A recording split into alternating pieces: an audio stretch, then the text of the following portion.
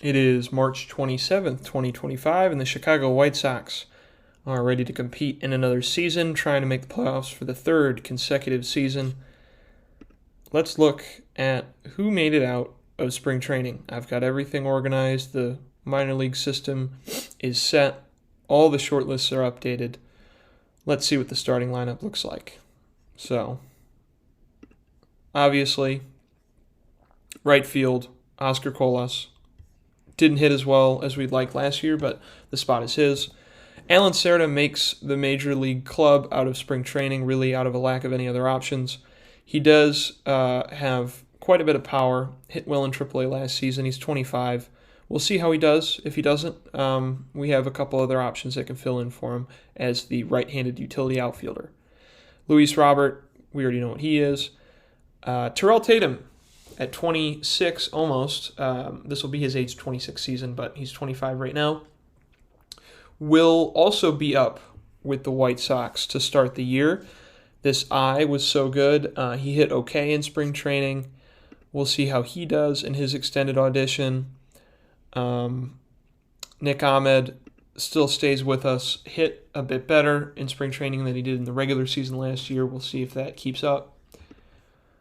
Ryan McMahon holding down third base.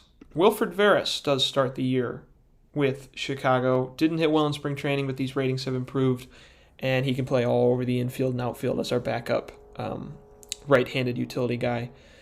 Zach McKinstry is the left-handed backup utility guy. Did hit well in spring training. I'm excited to see what he does in a part-time role.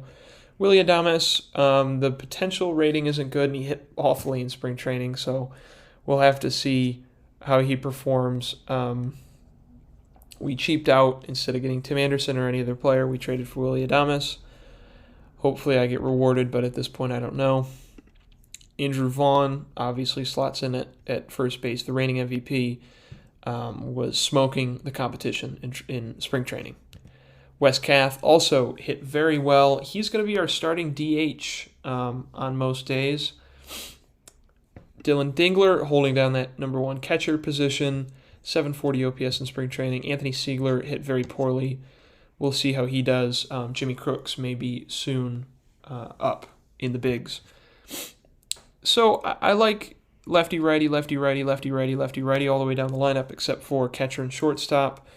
We've got a good group of guys here, I think, to challenge again for the American Central Crown. If we go to the preseason predictions, no, that's not where you get them. Get them here.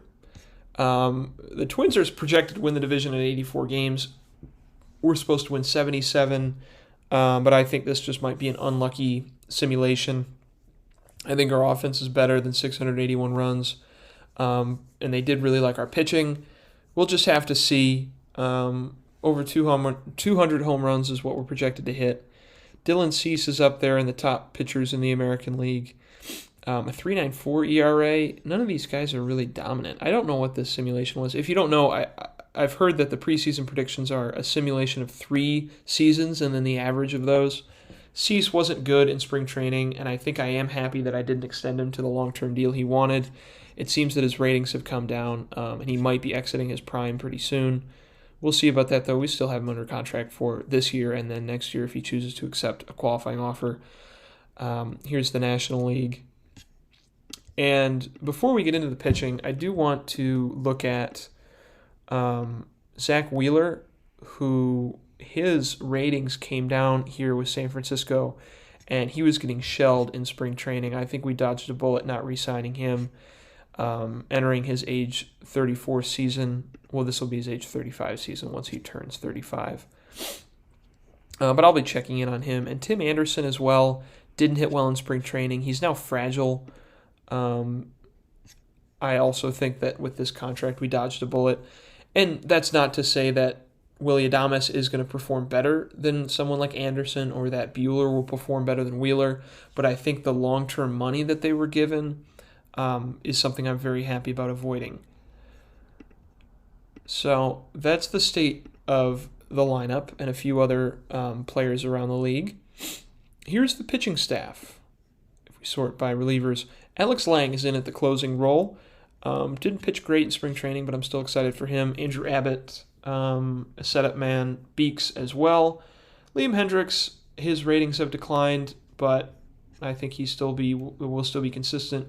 Christian Mania may be becoming more of a stopper type player. His stamina's fallen, and as a starting pitcher, he is not ranked as highly as he was. Matt Moore is here as the long relief guy. His ratings fell in spring training, but he pitched well. I kept him up. There's some guys in AAA that I would bring up if he stumbles. Giovanni Moran, that control has fallen, but he still pitches well. Josh Zabor's okay.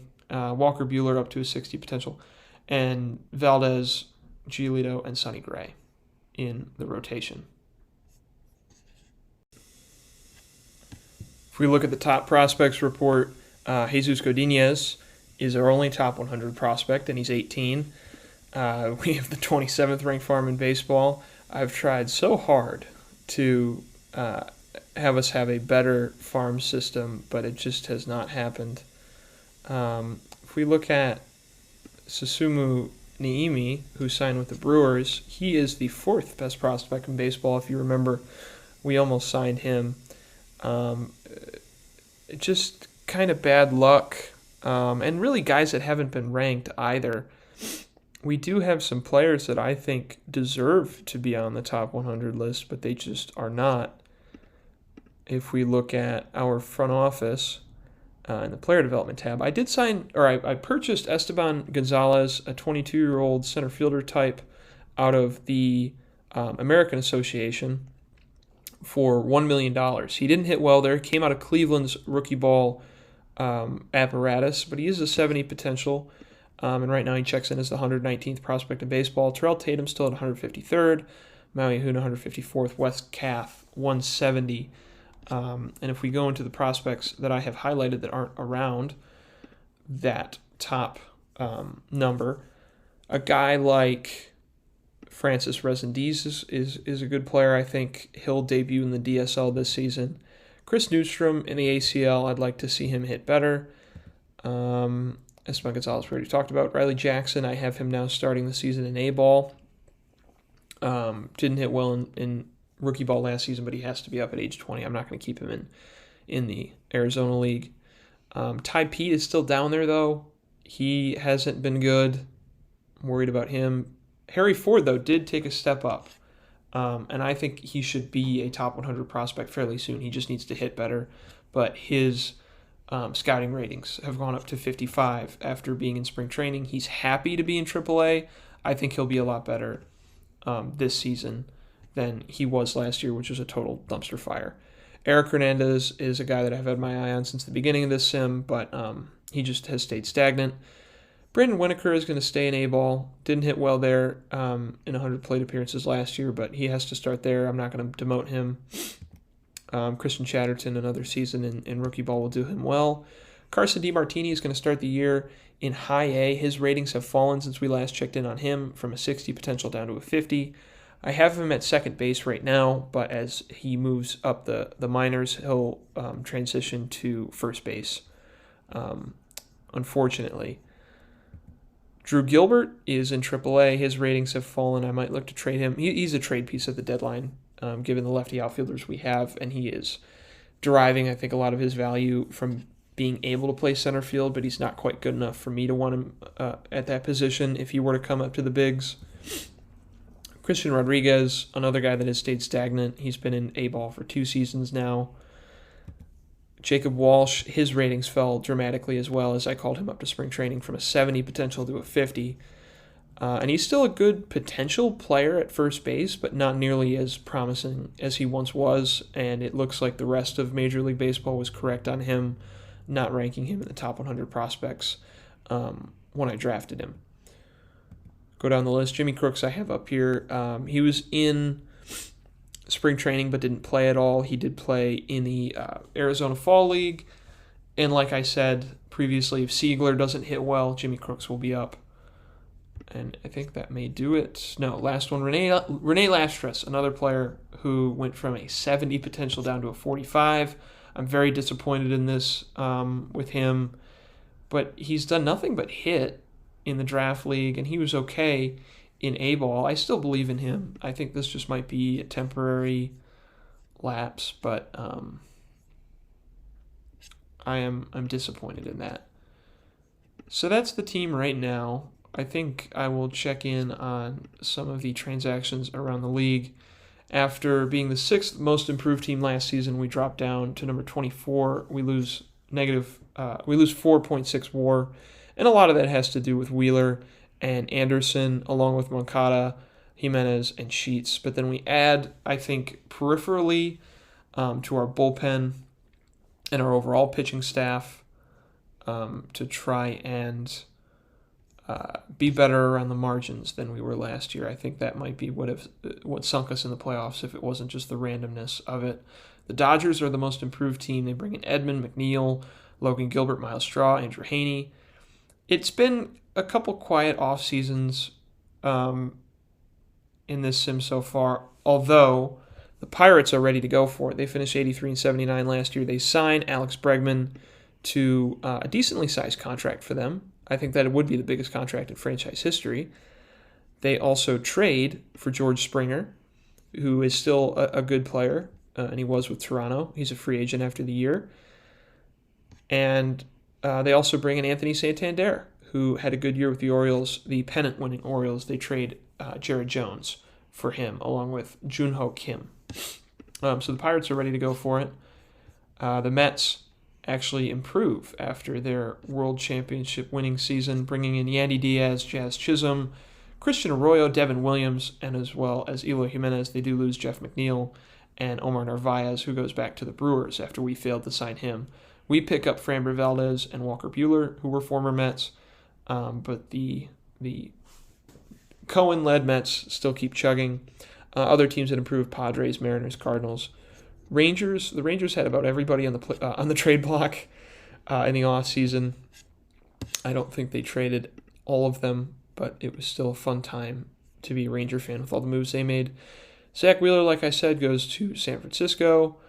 Tim Anderson to St. Louis. I think they were the two biggest contracts in free agency this year. So the White Sox, I think if we were in real life and national pundits were talking about it, we would be the losers of the offseason, losing so much talent. But I think for the long-term health of the franchise, they were the right moves to make. Tyler O'Neill goes to Philadelphia, like I said, for around $17 million a year. I'd rather just keep around Terrell Tatum and see how he does. The Bregman contract we already discussed. A few reliever deals you could see. Very quiet offseason. Not a lot of big moves. Tyler Glasnow goes to Houston, 1 year, $10 million. He was a guy I looked at. Austin Meadows, 1 year, $2.5 million to Minnesota.